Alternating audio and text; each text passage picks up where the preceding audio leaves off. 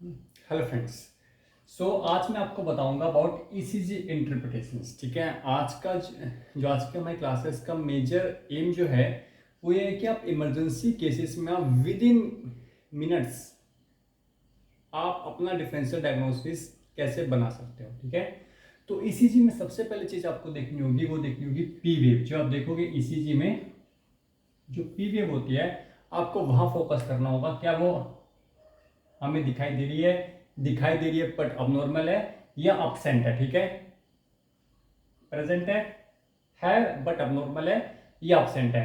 सबसे पहले देखेंगे जो पी वेव है हमारे ईसीजी में हमें दिखाई दे रही है प्रेजेंट है। ठीक है, नंबर 2 चीज हमें इसके बाद देखनी है, जो हमें पी वेव दिखाई दे रही है वो हमारे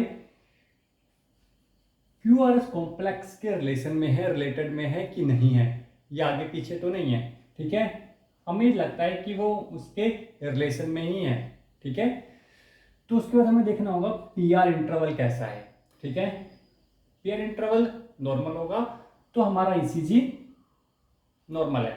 यदि हमें लगेगा पीआर इंटरवल लॉन्ग है तो आपका वहां पर क्या हो जाएगा, फर्स्ट डिग्री एवी ब्लॉक। ठीक है, वेरी इंपॉर्टेंट।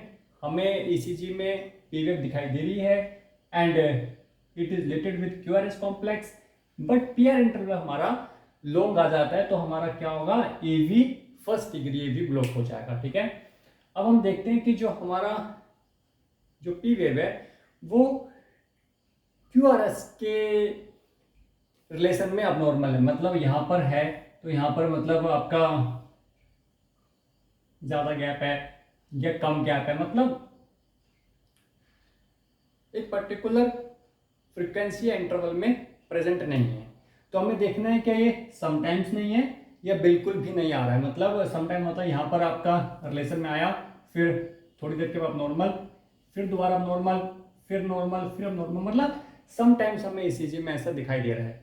तो वहां पर आ जाएगा आपका second degree heart block, second degree A block. यदि हमें स्टार्टिंग से लेकर एंड तक बिल्कुल भी पी वेव का रिलेशन क्यूआरएस के साथ नहीं दिखाई दे रहा है, ठीक से अब नॉर्मल दिखाई दे रहा है, तो आपका क्या हो जाएगा, थर्ड डिग्री एवी ब्लॉक। ठीक है, अब हम देखते हैं सेकंड।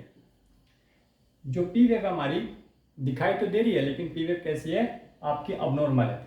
अबनॉर्मल है तो हमें चेक करना है कि उस पेशेंट का हार्ट बीट 300 मिनट तक बीट कर रहा है तो वो आपकी जो जो सिनेरियो होगा वो एवी फ्लैटर का होगा। ठीक है, और हमें देखना है कि जो अब सेकंड केस क्या आता है आपका, इन्वर्टेड क्यूआरएस। इसका मतलब है पी वेव हमारी अबनॉर्मल है प्लस साथ साथ में जो हमारा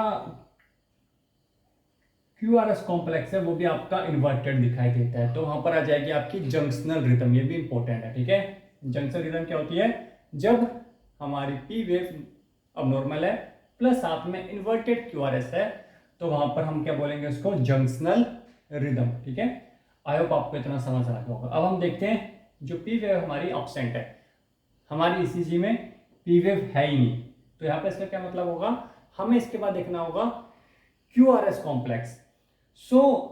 हमें यहाँ पर अब जो हमारा जो नेक्स्ट स्टेप होगा, क्या हमारा क्यूआरएस कॉम्प्लेक्स नैरो है, वाइड है, या वो भी हमारा एब्सेंट है।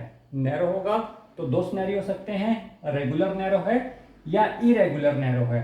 रेगुलर नैरो होगा तो यहाँ पर आर्टरियल जंक्शन रिदम आ जाएगी, ये इरेगुलर होगा तो आर्टरियल फिब्रिलेशन हो जाएगा। ठीक है, हमारा जो क्यूआरएस कॉम्प्लेक्स है वाइड होगा, वाइड में दो सिनेरियो आएंगे। यदि आपको वाइड रेगुलर दिखाई दे रहा है तो वेंट्रिकुलर टैकिकार्डिया होगा, और हमें वाइड में इरेगुलर दिखाई दे रहा है। ठीक है, हमारा जो क्यूआरएस कॉम्प्लेक्स है वो इरेगुलर में दिखाई दे रहा है तो एब्रेंट आर्टरियल फिब्रिलेशन होगा। ठीक है, और हमारा क्यूआरएस कॉम्प्लेक्स हमें दिखाई नहीं दे रहा है तो एसिस्टोलिक हो जाएगा। मीन्स हमें इस तरह की एक लाइन हमें दिखाई देगी एसिस्टोल।